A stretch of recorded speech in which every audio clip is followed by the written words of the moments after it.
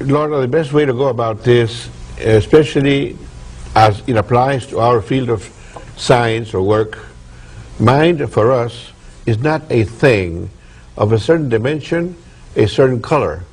Mind is a faculty of human intelligence, such as the faculty of focusing is of the eye, and the faculty of attunement is for the ear, to hear near and far, or to see near and far for focusing.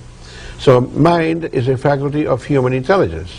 Now when we talk about human intelligence, we mean what others mean, theologically speaking, soul or spirit. We don't call it soul or spirit, we call it human intelligence.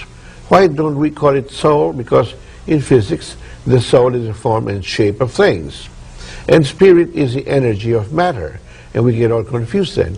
So in order to get away from that confusion, we call it human intelligence and its faculty mind. We cannot separate mind from human intelligence. It's a unit, something like we cannot separate the focusing faculty of the eye from the eye. It's a part of it. So we say that mind is like a focusing or a tuning of seeing and hearing of the eye and ear, but this is of the mind. The mind focuses its or tunes its self or through human intelligence to the brain. And whenever human intelligence focuses or attunes the mind to the brain, at that point in the brain develops a frequency or a modulation or excitation or vibration, you could say, that can be measured, detected and measured with the EEG. So then we can know where human intelligence operating from, in what region of the brain, if it's in beta, in the blue region of the chart like we noticed before, or in the alpha, the center part of the brain, or theta or delta. You see, we go through all those stages when we go to sleep.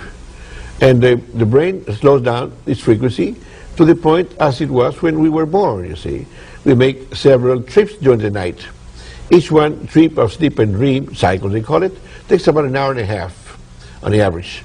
So we have so many hour and a half cycles per night in this sleep and dream type of cycling or functioning. So the brain slows down and comes up again to its full activity, 20 vibrations on the average, every time we go to sleep, and it does it several times. So in this case, we will know, or can know, where human intelligence is focusing its mind onto the brain because of the vibration it develops, a rhythm that you can detect and measure. Otherwise, if mind is not focused on that portion of the brain discharges erratically, occasionally, because it's alive, but it's not developing a rhythm to it that can be measured, like we can with EEG.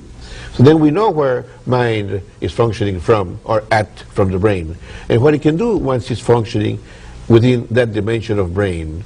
What it can do in beta, what it can do in alpha, what it can do in theta or delta. So mind is a faculty of human intelligence. Now the brain, we call it a biological computer. We can program it with our thoughts, you see. In other words, what is a program? A program is altering a state or a condition in matter. If we alter a state or condition in matter, we call it programming.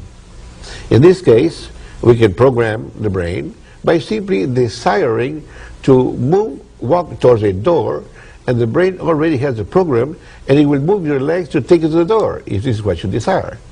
So the same thing here, your desire is a programming faculty to program the brain to act accordingly in what you want to do in your environment.